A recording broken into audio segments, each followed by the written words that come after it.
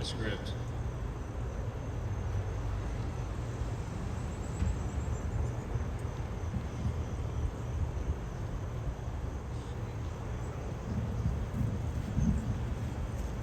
So the Burlington field office that we stand before is primarily a place where agents do paperwork. Hold the microphone closer.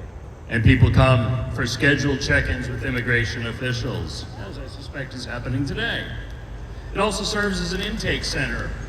Immigrants arrested by ICE typically stay in one of its secure holding rooms for a few hours before they're taken to a longer-term detention center. That's the way it used to work.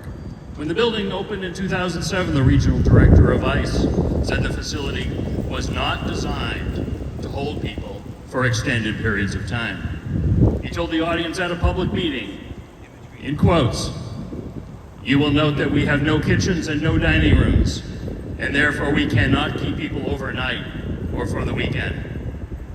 But as ICE began ramping up arrests in Massachusetts this spring, men and women have been held in this Burlington office for days at a time, according to several immigration lawyers that have represented those detained here. WBUR found a floor plan for the field office in a publicly accessible document.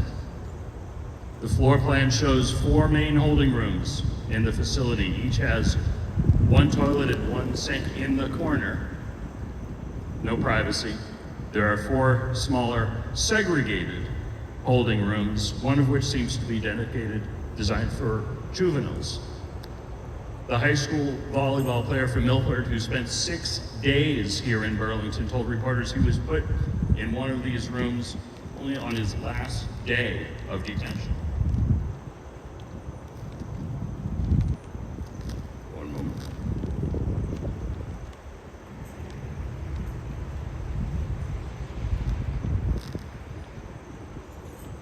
Alexandra Carroll, an immigration attorney, said she had a client who was detained with 2 other women in one of the smaller rooms. Paredo's Carroll's client told her there wasn't enough room for all 3 people to lie on the floor at once, so they took turns. Does this sound like cruel and unusual punishment? Yes. Does that sound like a clear violation of the 8th Amendment? Yes. Yeah. After Gomez de Silva, the Milford High School student, was released from Burlington on the 5th of June, U.S. Reps Seth Moulton and Jake Auchincloss went to this Burlington field office to see the building for themselves. ICE field offices are not open to the public, but members of Congress have oversight and are allowed to show up unannounced and go inside. Or they used to be allowed to be showing up unannounced and go inside. Moulton and Auchincloss said they were shown the secure area in the back part of the building, although they didn't go into the holding rooms or talk with any detainees.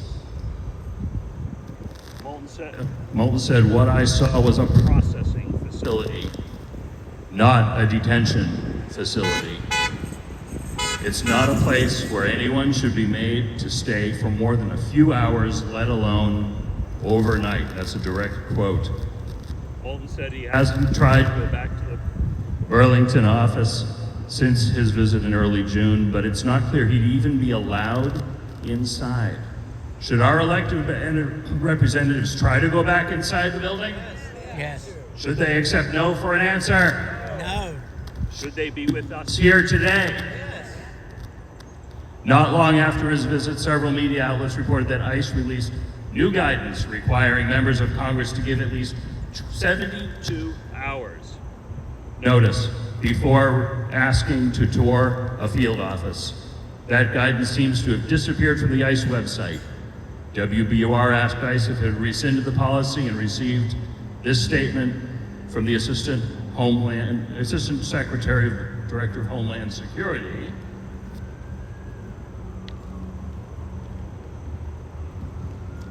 One moment.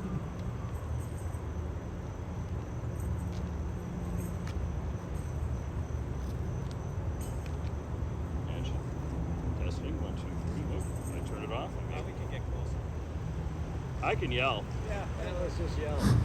All right, I'll try this one last time. And what she said, this is the official statement of ICE. as ICE law enforcement have seen a surge of assaults, disruptions, and obstructions to enforcement, including by politicians themselves. Got baloney. Any request to tour processing centers and field offices must be approved by the Secretary of Homeland Security. Otherwise, they're saying even those who have oversight over ICE aren't allowed inside. Bullshit. What do you think of this DHS policy? BS.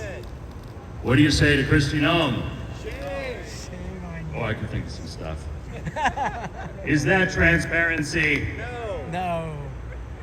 It's In not a letter to oversight. ICE signed by the state's all-Democratic congressional delegation, Massachusetts lawmakers criticized this new policy restricting their access to the Burlington field office. The letter said, and I quote, ICE appears to be violating its own detention standards, denying reports of violations and preventing the American public's representative from witnessing those violations. The letter includes a long list of questions about how the facility is being used and how many people are inside. As of yet, lawmakers have not heard any answers. Should our lawmakers do more than just write letters? Yes. Are you going to call your representatives? Yes. Thank you very much. Are we done?